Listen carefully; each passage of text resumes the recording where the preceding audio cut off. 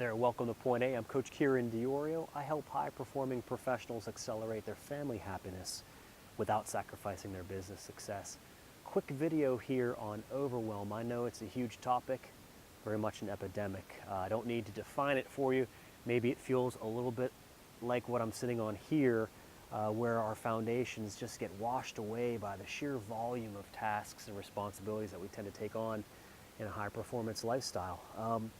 But I want to share some information about dealing with awareness.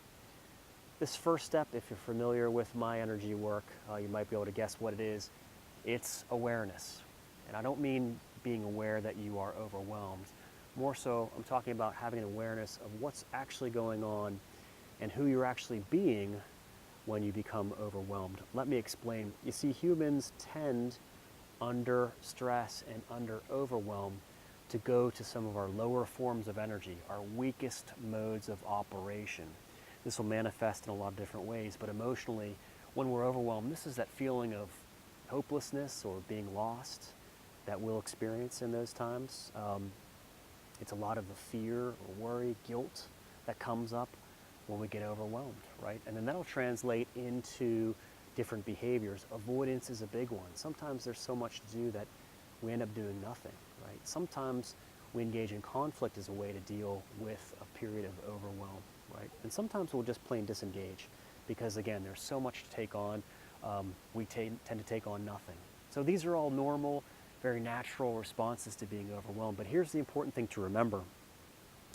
Because we tend to go to our weak spots, we go to our lower energies as humans when we're overwhelmed, it's very easy to get caught up in a cycle of chronic overwhelm. Think of it this way: if we're trying to elevate out of something with the weakest possible platform, it's going to be very hard to do that. So some things to consider.